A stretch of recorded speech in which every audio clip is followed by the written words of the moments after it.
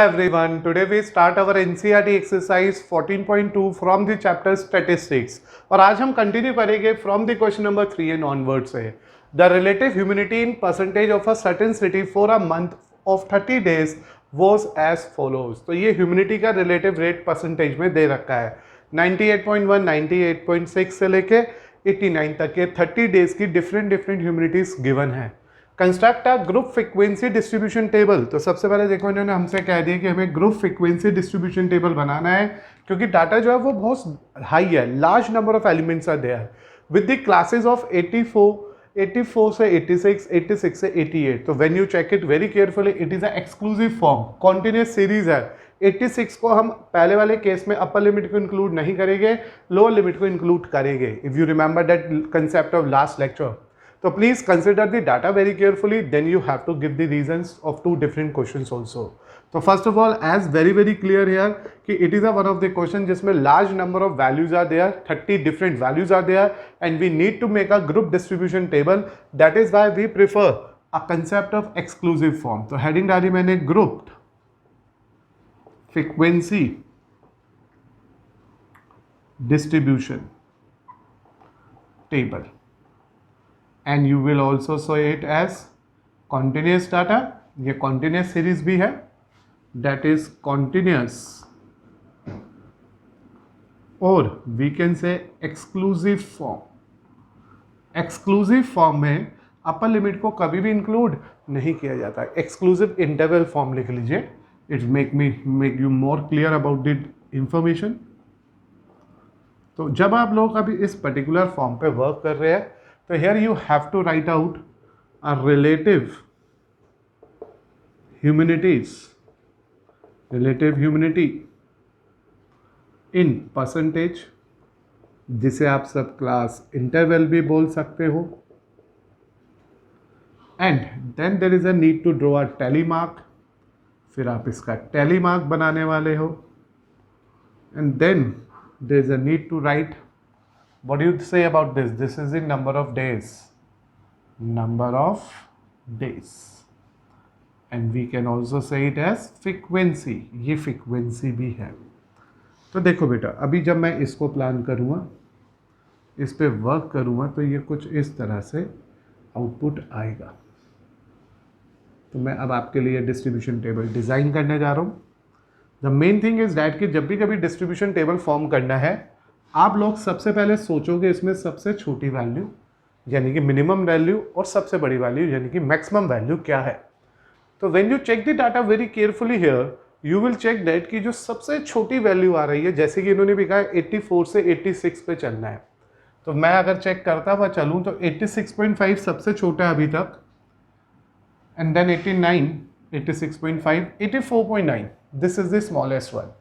तो that is why we have to take it as 84 से 86, 86 से 88, 88 से 90।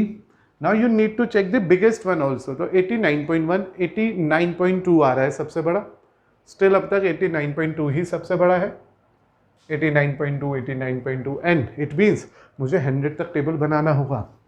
इट इज़ 90 से 92, 92 से 94। ये जो क्लास इंटरवल है, जो इनके बीच का क्लास साइज है वो 2 रहना चाहिए, ऐसा हमारे क्वेश्चन में मेंशन है।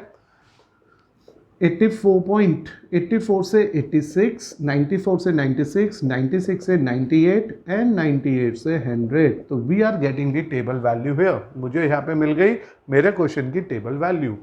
अब हम एक एक करके चलते हैं। 81.1, 98.1, तो 98.1 आएगा लास्ट कैटेगरी में, तो मुझे मिल गया पहला tally mark in a last category. फिर बेटा ये भी लास्ट कैटेगरी में, तो ये भी आ गया 98.6, 99.2 भी इसी में ही आएगा, तो we are getting the third one in this category. Then 90.3, तो 90.3 आएगा इसमें, तो we get a one tally mark here also. अब आता है 86.5 which is in a part number second, तो सेकेंड टैली मार्क में ले लिया मैंने इसे। Then 95.3 and it is in between 91 to 96, तो we can take here as 94 और 96 के बीच में। 92.9 वो आएगा इसके बीच में, ये ले लिया मैंने। 96.3 आएगा वो यहाँ पे, that is the second last category of the table, तो 96.3 हो गया। अब 94.2 that is lie in this table, तो ये थर्ड वन हो गया नीचे से। देन 95.1, 95.1 भी इसी में आएगा, तो यहाँ पे ही आ गया वो भी, 3 आ चुके हैं टैली मार्क इसमें भी।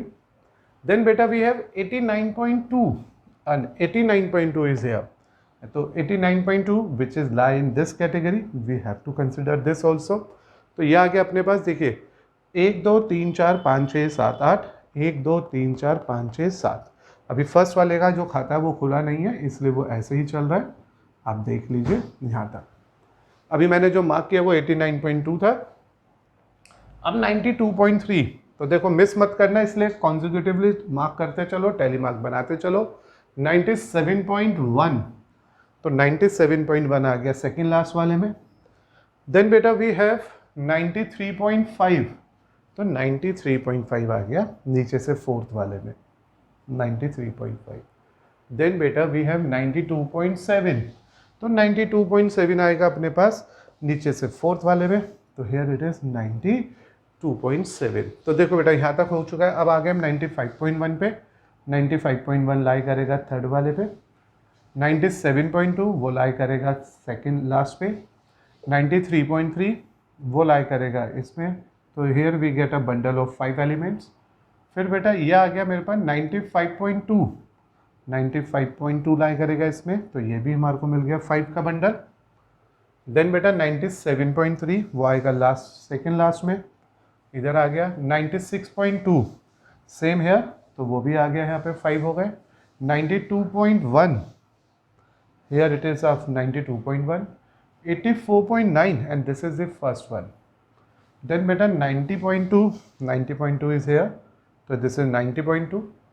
देखो ये पेशेंस गेम है, बहुत आराम से सोचना पड़ेगा। 95.7, तो 95.7 लाई करेगा थर्ड लास्ट थर्ड में। फिर आ गया बेटा 98.3, that is the last one. 97.3 second last one. Then बेटा 96.1 फिर से second last one, and then we have 92। 92 का आएगा, 92 विल बी टेकन हेयर, तो it is in between 92 and 97, क्योंकि प्लीज़ याद रखिएगा ये एक्सक्लूसिव होता है। और फिर आ गया 89 and 89 is lie in the third one. तो इस तरह से बेटा we are getting the table value of this part here. मुझे एक एक करके सारे टेबल वैल्यूज मिल गई।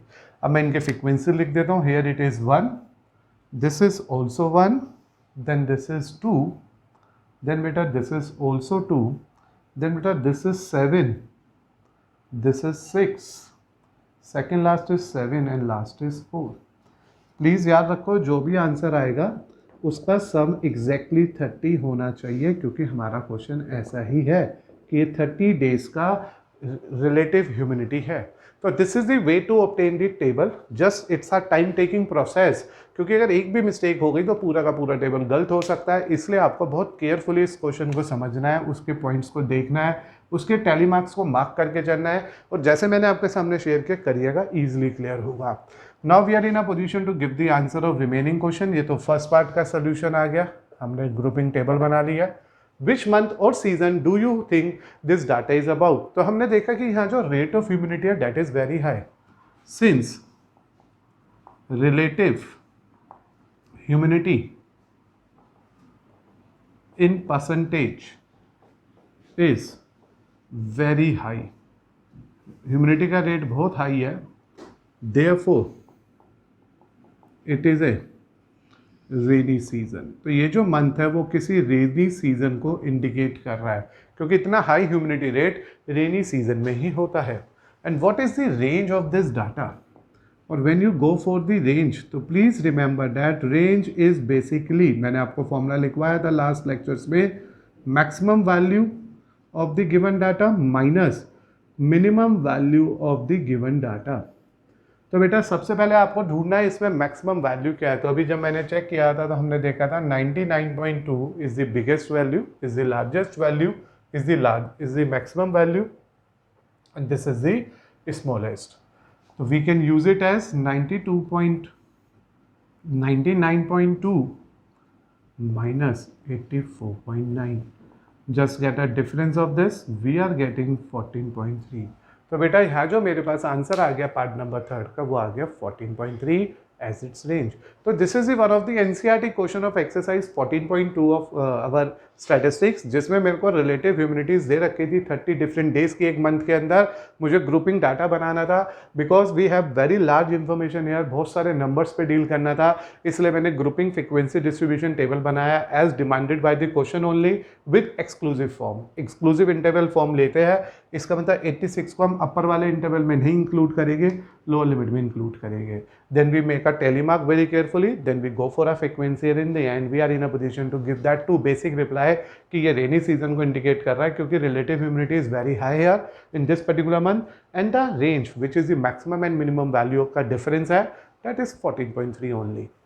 नाउ बेटा कंसिडर करते हैं another question of the exercise as a question number 4 here, एक बार जिसमें फिर से लिखा है this is the height of 50 student measure nearest centimetre has to be found to B as follows. तो ये कुछ 50 बच्चों की हाइट दे रखी है, आप देख लो there is a huge element now, huge number of elements are there, 50 students are there and we need to represent the data in a group frequency distribution table taking the class interval as 160, 165, 165, 170.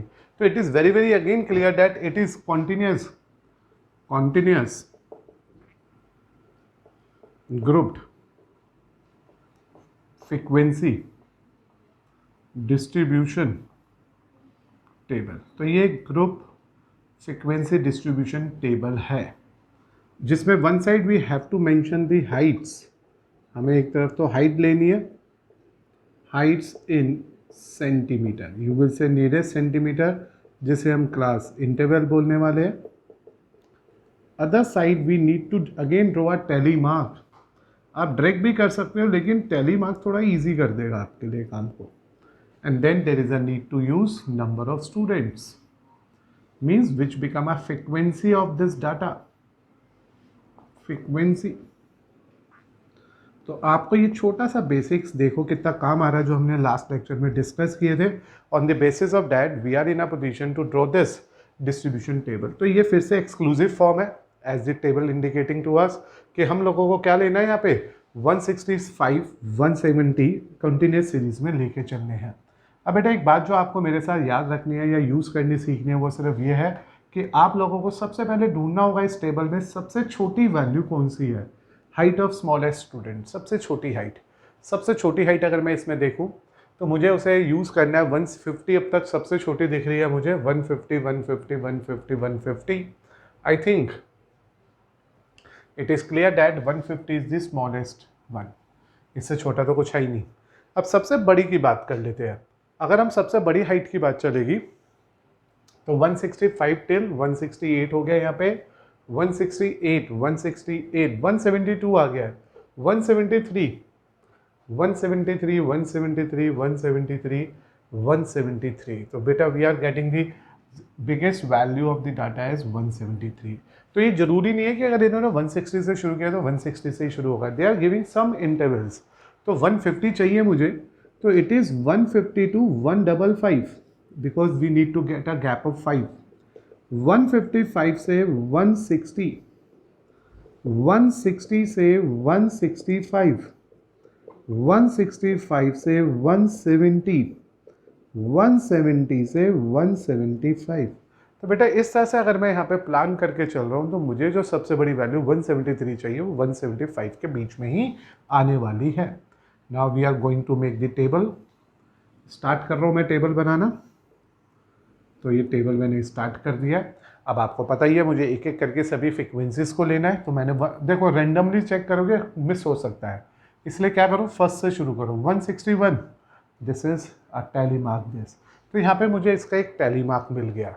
150 सबसे पहले वाले tally mark में आ गया, 154 first वाले tally mark में आ गया, इंटरवल में आ गया, 165 क्योंकि we you have to remember that ये एक्सक्लूसिव है, बीइंग एक्सक्लूसिव 165 हमेशा लोअर लिमिट में यूज किया जाएगा। 168 again in a same category, 161 it is in a rule interval third, 154 interval first, 162 interval third, 150 interval first, 151 interval first, 162 it is interval third, and then beta it is 164 interval third, then बेटा 171, 171 is lie in last of the element, तो यहाँ आ गया ये last में। फिर बेटा 165, 165 it will be again in the interval number 4. Then beta it is 158, 158 is in a interval number second. Then beta 154 and 156, तो पहले 154 के लिए लेते हैं हम फर्स्ट इंटरवल में और 156 के लिए सेकंड वाले में। देन 172 एंड 160, 172 एंड 160, तो इस तरह से हमने वो कंप्लीट की first row. 170 it is in a last column, 153 it is in a first column, 159 it is in a second interval, 160 third interval, 170 last interval, 162, 162 it is in a third interval, 165 it is in a fourth interval, 166 again in a fourth interval, 168 again in a fourth interval, 165 again in a fourth interval, 164 it is in a third interval, 154 it is in a first interval, 152 it is in a first interval, 153 it is in a first interval। तो आप देख रहे कितने आराम से चल रही है चीज़ें टैली मार्क की हेल्प से। आप ड्रैग भी काउंट कर सकते हैं।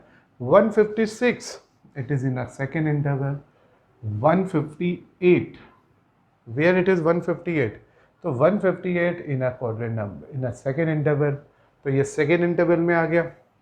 162, 162 in a interval number third and it is 160 and 161, तो 160 आएगा और 161 आएगा, दोनों के दोनों आ जाएंगे इसी इंटरवल पे, क्योंकि 60 भी इसमें ही काउंट करना है एंड 61 भी इसमें ही काउंट करना है। 173 लास्ट वाले में आ गया, 166 सेकेंड लास्ट वाले में आ गया, 161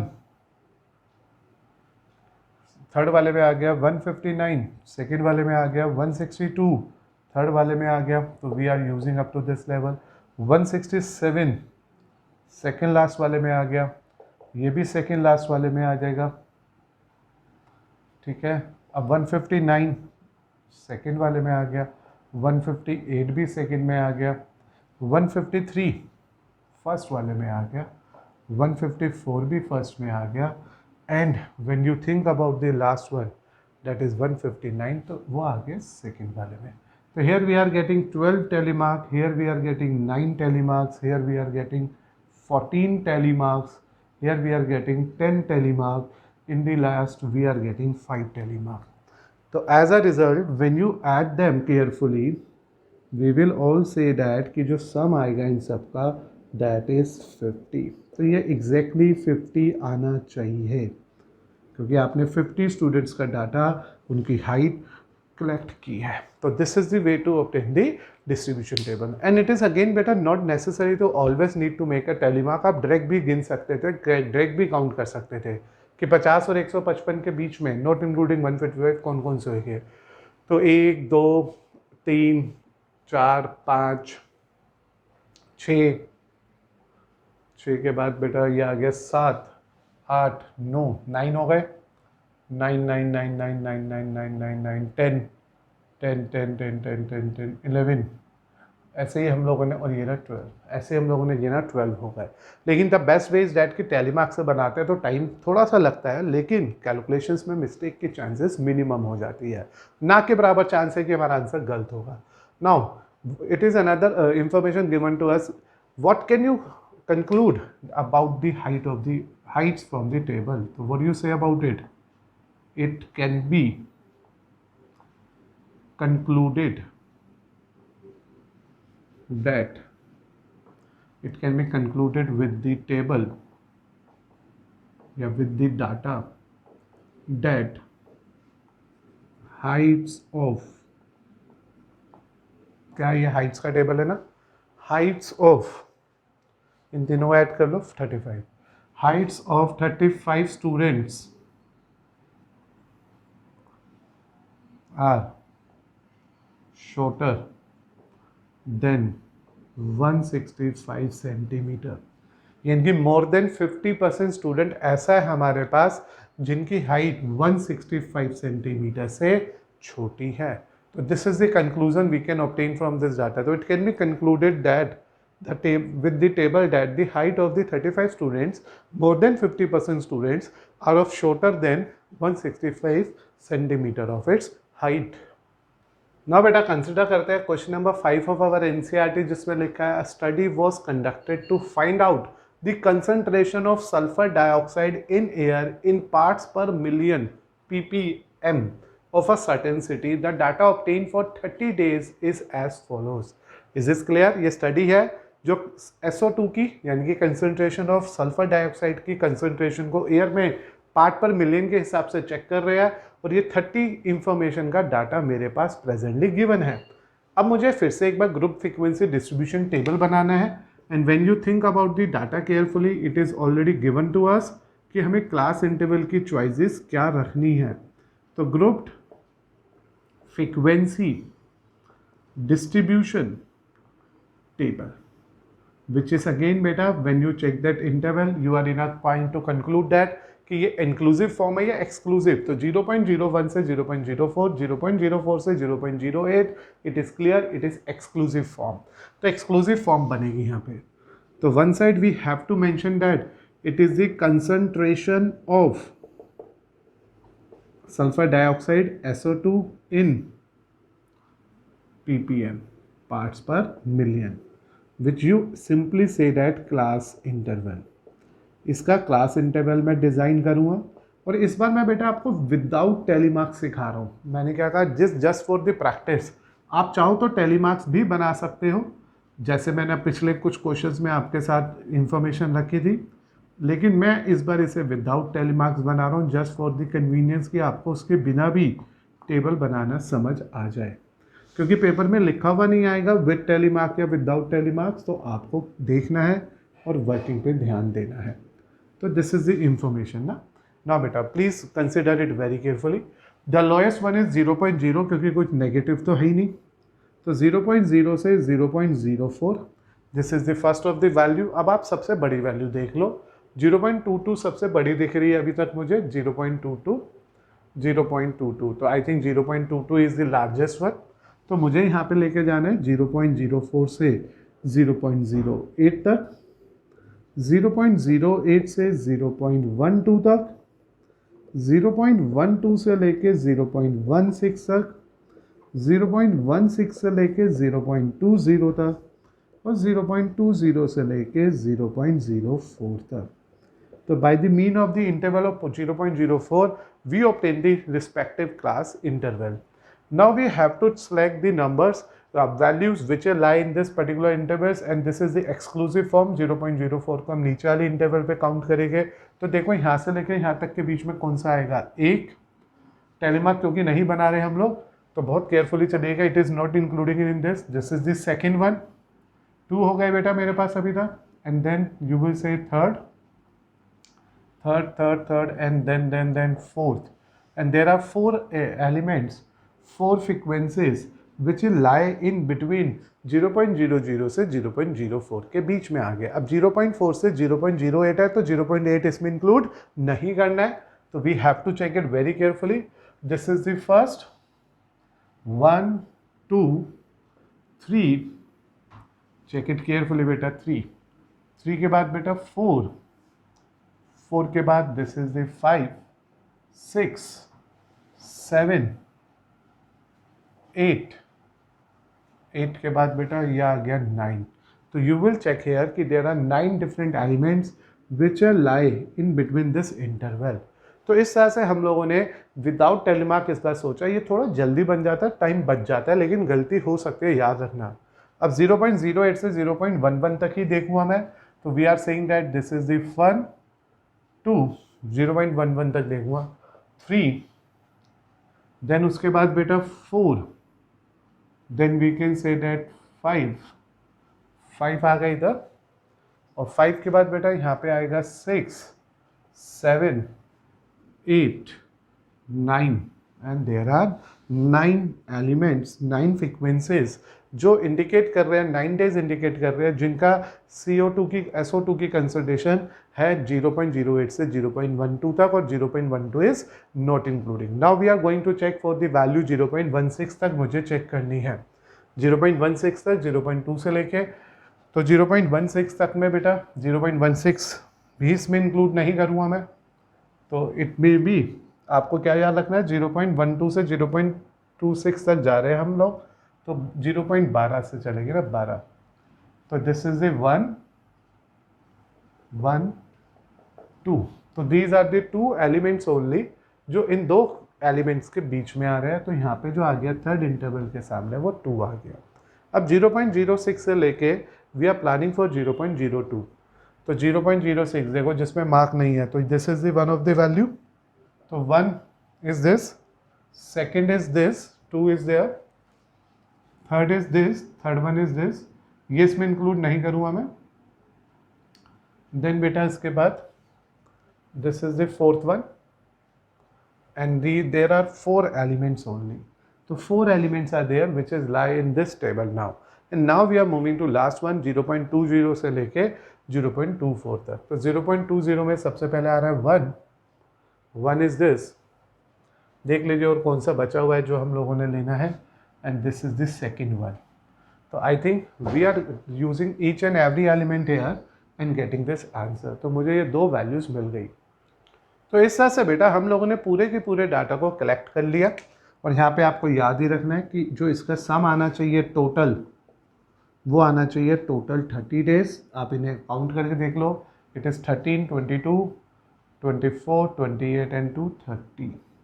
तो इस तरह से we again generate a table which is a table of question number 5 which is representing a group frequency continuation distribution table for continuous series, or you will say for exclusive interval form।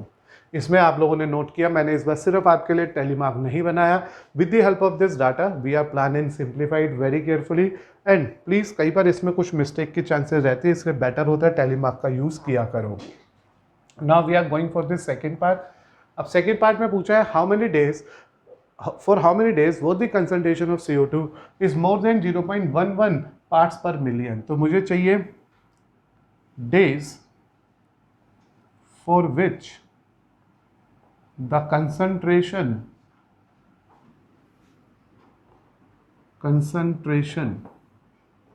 of SO2 was more than 0.11 parts per million। तो we are going to check only that particular day जिसमें concentration 0.11 से बड़ी है। तो हमें पता है 0.11 तक तो हमने यहाँ चेक करा था। तो these are the 3 particular conditions जहाँ पे हमारा पार्टिकल पर मिलियन 0.11 से बड़ा है, तो इट इज़ 2 4 2। 2 कौन सा है, जब वो 0.012 से लेके 0.016 तक है, 0.16 से लेके 0.20 तक है, 0.20 से लेके 0.24 तक है। तो when you add it there are 8 days. तो there are 8 days out of 30 days in a month जिसमें उनकी SO2 की concentration in a air more than 0.11 particles या पार्ट्स पर मिलियन होती है। नाउ बेटा कंसिडर करते हैं another question of our exercise in which it is given that 3 coins are tossed 30 time. हमने 3 सिक्कों को 30 बार फेंका।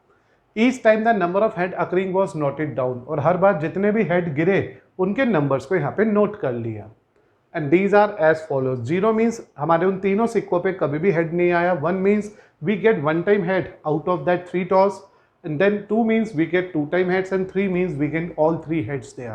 And now we have to make a frequency distribution table here। So it is very clear that कि we have to just deal on 4 type of values, 0, 1, 2 और 3 पे ही deal करना है। It means there is no need to make the grouping of this data। तो we can use this information as a ungrouped data only। हम इसे ungrouped frequency distribution table से ही generate कर लेते हैं। तो we are going to generate it as ungrouped frequency distribution table। Why there is a no need to make a grouped here? क्योंकि हम लोगों ने नोट किया कि इसमें हमारे पास वैरायटीज ही नहीं है कि मैं 0 से 1, 1 से 2 जाऊँ। सीधा सीधा ये अनग्रुप फ्रीक्वेंसी डिस्ट्रीब्यूशन डाटा से बन जाएगा, जैसे कि हमने अपने डाटा की इंफॉर्मेशंस को ऑब्जर्व करा। तो एक तरफ तो मैंने लिखा नंबर ऑफ हेड्स कि कितने हेड्स आ रहे हैं, और दूसरी टाइम लिखा नंबर ऑफ टाइम्स और कितनी बार आ रहे हैं। नंबर ऑफ टाइम्स को आप लोग चाहो तो अपने लिए फ्रीक्वेंसीज लिख सकते हो कि इनकी फ्रीक्वेंसी कितनी है। और बेटा एक बार फिर से मैं इसे विदाउट टैली मार्क सिखा रहा हूँ, आप चाहो तो विद टैली मार्क भी जा सकते हो, यानी कि टैली मार्क बनाना या ना बनाना आपकी चॉइस में है, अगर वहाँ पे कुछ भी मेंशन नहीं है। अगर लिखा हुआ आ जाए कि frequency distribution table with tally mark बनाए, then there is a need to always generate a tally mark, otherwise we can consider it directly. We know that here we have to tackle only 4 type of values: 0, 1, 2 and 3. 0 means no head, 1 means one time head, 2 means two time head and 3 means there are head occurring 3 time. Now beta when you make a table of this data carefully, जब आप पूरे data का table आराम से बना लोगे तो you will get the answer। तो 0 काउंट करते हैं, 1, 2, 3, 4, 5, 6। तो 6 time we can observe that 0 will be occur, यानी कि आउट ऑफ 30 टॉसेस उस 30 बार फेंकने में 6 बार ऐसा हुआ कि तीनों की तीनों डाइस पे, तीनों के तीनों कॉइन्स पे हेड नहीं आया। Now we have to count 1, तो 1 आ गया, 1, 2, 3, 4, 5, 6, 7, 8, 9, 10। तो there are 10 observations, 10 times the head will appear one time in that 3 tosses. Then we have to check about the 2 also. So it is 1, 2, 3, 4, 5, 6, 7, 8, 9. तो 9 possibilities are there, 9 frequencies are there where we observe that कि जो number of times head गिरा है 2 बार, वो no cases में है। And then you have to also mention about the getting a 3 heads on a toss of a die. So it is 1, 2, 3 and that is 4 and here it is 5. So we have a frequency 5. So beta when you close it, when you simplify it, we get the answer here कि मेरे पास जो इनका सम आना चाहिए, total sum आना चाहिए, that is 30। तो मुझे 30 मिल गया इसका सम। इस क्वेश्चन नंबर 6 में बस हमसे और कुछ नहीं पूछा था, हमें ये खुद डिसाइड करना था कि ये अनग्रुप फ्रीक्वेंसी डिस्ट्रीब्यूशन टेबल बनेगा, क्योंकि यहाँ पे जो वैल्यूज़ की रेंज है वो बहुत हाई नहीं थी। These are very limited values only and we have to just check कि कौन कौन से आउटपुट उन डाइस को, उन कॉइन्स को टॉस करने के बाद हमें मिले और कौन सा नंबर कितनी बार आया। जैसे 0 6 टाइम आया, इट मीन्स 3 बार डाई को उछालने पे 1 बार भी हेड नहीं आया, ऐसे 6 केस है। सिर्फ 1 बार हेड आया, ऐसे 10 केस है। सिर्फ 2 बार हेड आया, ऐसे 9 केस, और एग्जैक्टली 3 हेड आए, ऐसे 5 केसेस है। तो इस तरह से मैं आज का लेक्चर यहीं क्लोज करता हूँ, जिसमें हम लोगों ने सीखे अपनी एनसीईआरटी के कुछ पर्टिकुलर क्वेश्चन 14.2 एक्सरसाइज के, which are completely based on the concept of grouped and ungrouped frequency distribution table पे।